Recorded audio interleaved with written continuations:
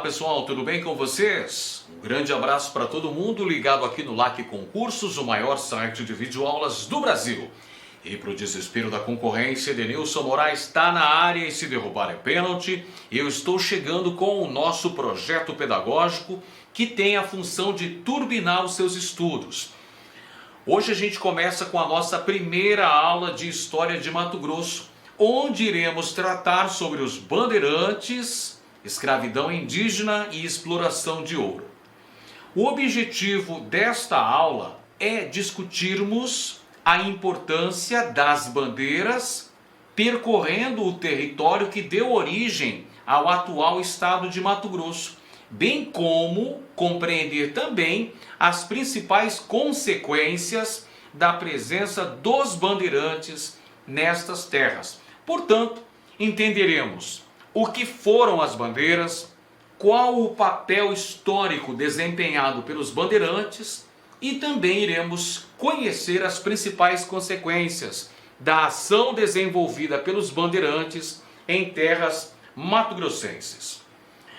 De antemão, já devemos compreender que as bandeiras eram expedições de caráter particular que vinham da capitania de São Vicente Doravante, denominada capitania de São Paulo, e adentravam aos sertões brasileiros em busca de variadas riquezas. Haviam vários tipos de bandeiras: bandeiras de sertanismo de contrato, bandeiras de apresamento indígena e também havia as bandeiras que se dedicavam à mineração de ouro e pedras preciosas. Então, vamos nessa. Vamos começar então falando sobre as expedições bandeirantes.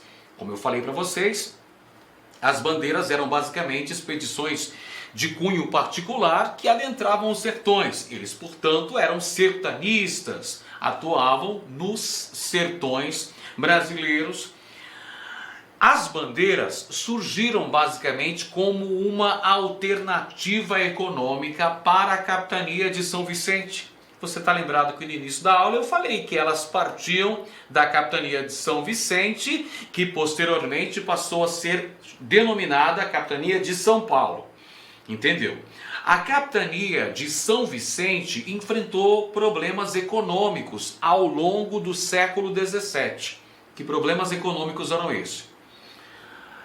O isolamento, porque naquele contexto histórico, a economia brasileira estava centrada na região Nordeste, onde tínhamos a extração, ou melhor, a produção de cana-de-açúcar.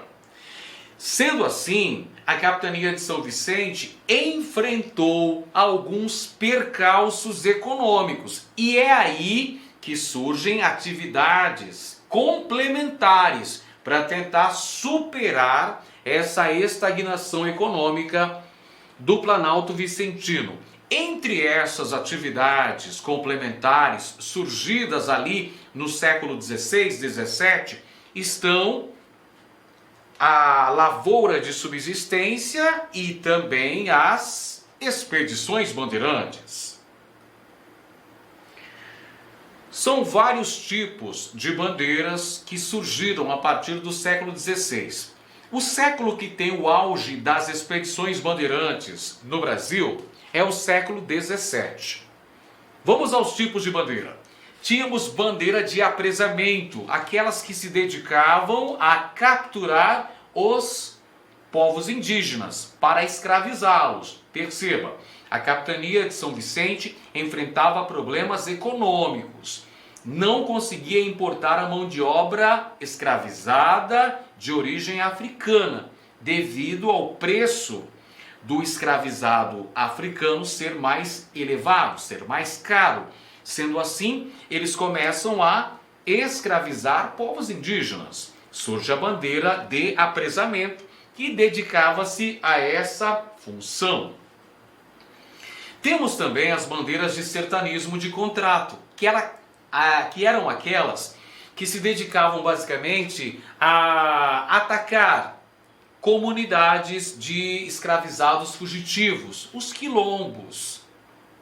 Então os bandeirantes muitas vezes eram contratados por senhores de engenho, proprietários de terra ou mesmo por autoridades metropolitanas com o objetivo de combater nações indígenas hostis ao avanço da colonização ou até mesmo, pessoal, esses bandeirantes também eram recrutados para destruir os quilombos. Você sabe muito bem que o quilombo foi o principal reduto de resistência escravizada aqui no Brasil. Eles proliferaram-se por todo o território da América Portuguesa e também durante a fase do Império no Brasil. Então, nesse contexto, dos séculos 17 e 18, os bandeirantes também atuaram no combate a nações indígenas e também aos quilombolas. Outro tipo de bandeira muito importante que se desenvolveu ali nos séculos 17 e principalmente no início do século 18 foram as bandeiras de prospecção, aquelas que se dedicavam à busca de metais preciosos, as bandeiras de mineração. Podemos ainda mencionar um quarto tipo de bandeira, esta já uma expedição de caráter comercial que tinha o objetivo de promover o intercâmbio entre as regiões mineradoras e outras áreas da colônia brasileira. Essas expedições que se valiam principalmente,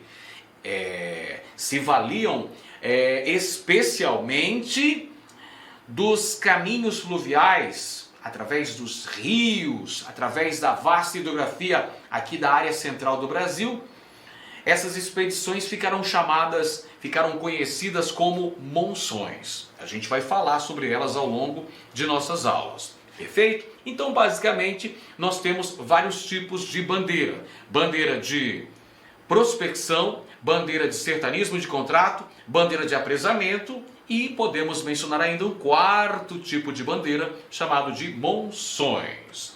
Os bandeirantes foram importantes na conquista do território mato-grossense. Os bandeirantes vêm para cá no final do século XVII e no começo do século XVIII ocorre a descoberta das primeiras jazidas auríferas neste território. Vamos começar falando sobre o bandeirante Manuel de Campos Bicudo, aqui representado no desenho de Belmonte. Manuel de Campos Bicudo foi o primeiro bandeirante em terras mato-grossenses. Chegou no último quartel do século XVII nestas terras, acompanhado de Bartolomeu Bueno da Silva. Estava à procura da lendária Serra dos Martírios, que evidentemente nunca foi encontrada, e acabou fundando, junto às margens do rio Cuiabá, o arraial de São Gonçalo Velho, atual comunidade de São Gonçalo Beira-Rio. Posteriormente, Antônio Pires de Campos, filho de Manuel de Campos Bicudo, também aqui representado no desenho de Belmonte, veio para essas terras, chegou e explorou as áreas localizadas junto ao rio Cochipó-Mirim, com uma bandeira de apresamento, veio para esta região com o objetivo de capturar os índios Cochiponé no ano de 1718, travando guerra com esta nação, com esta sociedade indígena. Posteriormente foi a vez de Pascoal Moreira Cabral, certamente o bandeirante mais famoso aqui nestas terras mato-grossenses, porque este foi o fundador de Cuiabá. Então, Pascoal Moreira Cabral vem para estas terras em 1719 com o objetivo de capturar os índios Cochiponé. Você se recorda que eu falei agora há pouco que o Antônio Pires de Campos esteve por estas terras em 1718. É este bandeirante que vai passar as dicas que vai passar a notícia da existência em grande quantidade de indígenas junto às margens do rio Cochipó-Mirim. No ano seguinte, é a vez da bandeira do sorocabano Pascoal Moreira Cabral Leme chegar a este território e vai travar guerra com o gentil Cochiponé, travar guerra com os povos indígenas aqui junto ao rio Cochipó.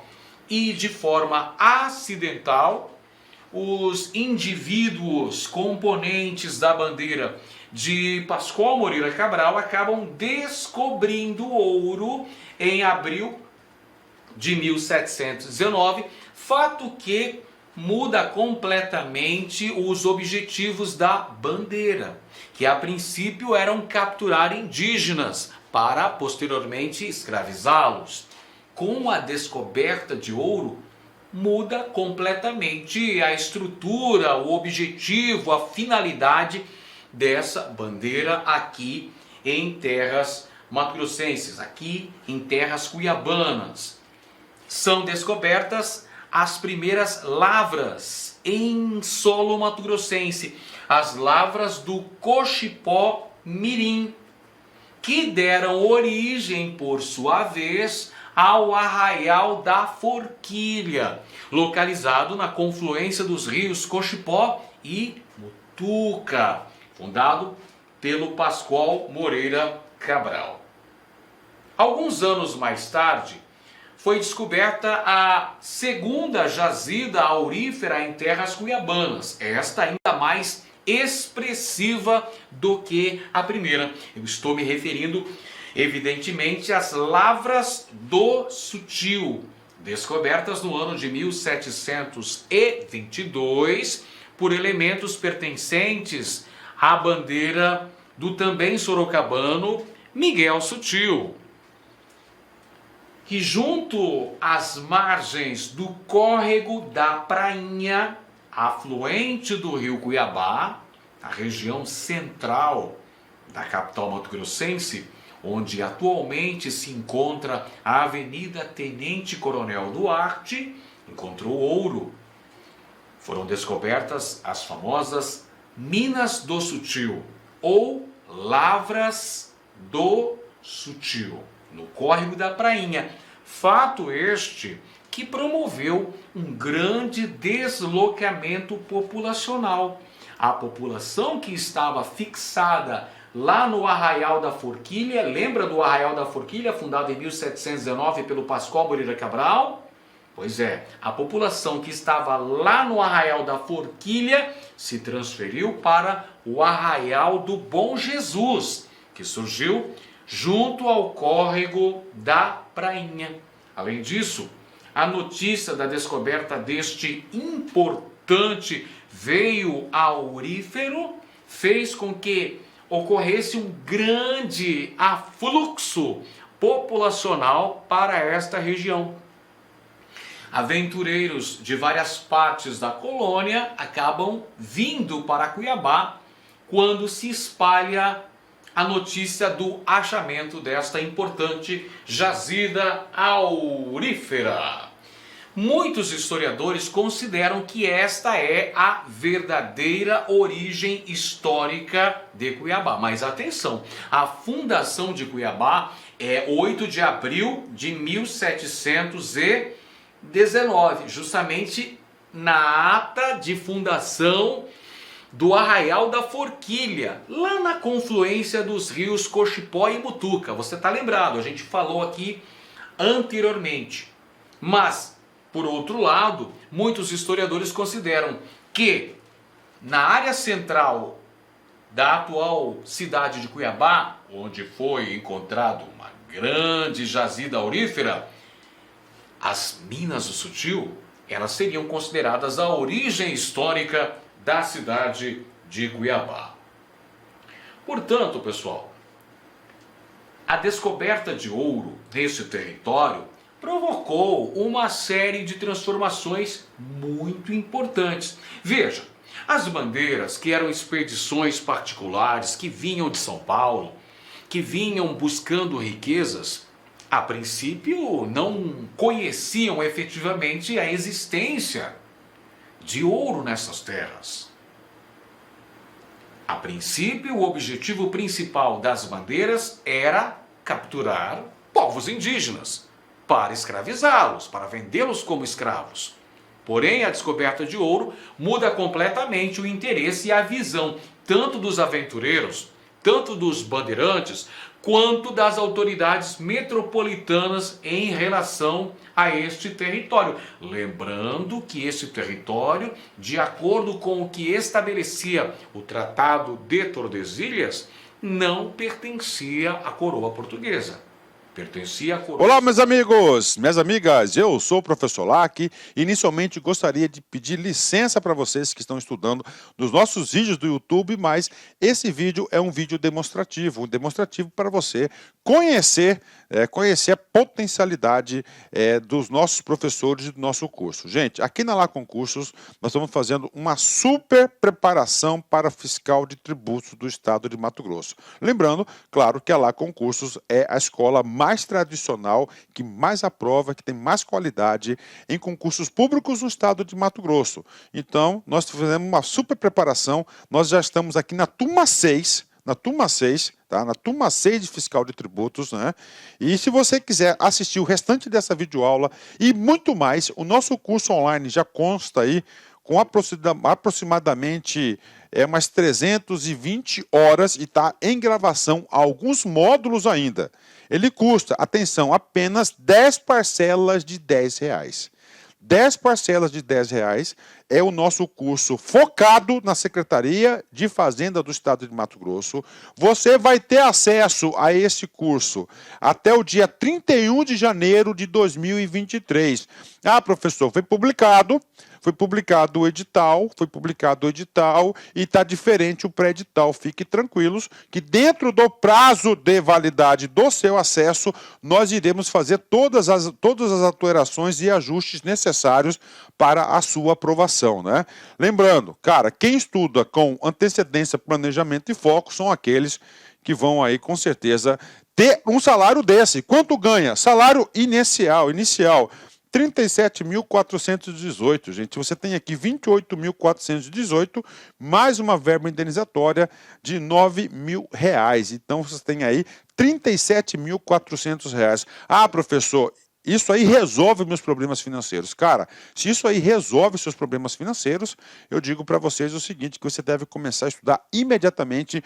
Eu peço um voto de confiança, vem estudar aqui na Lá Concursos, que eu tenho certeza que você não vai se arrepender. Detalhe, clica aqui, fala lá com os nossos atendentes, nós temos aí uma política de descontos aí, principalmente para ex-alunos, e a gente sempre está lançando promoções que vão ajudar no seu investimento. Meus amigos, minhas amigas, conto com vocês, espero vocês aqui na Lá Concursos. Forte abraço, fique com Deus.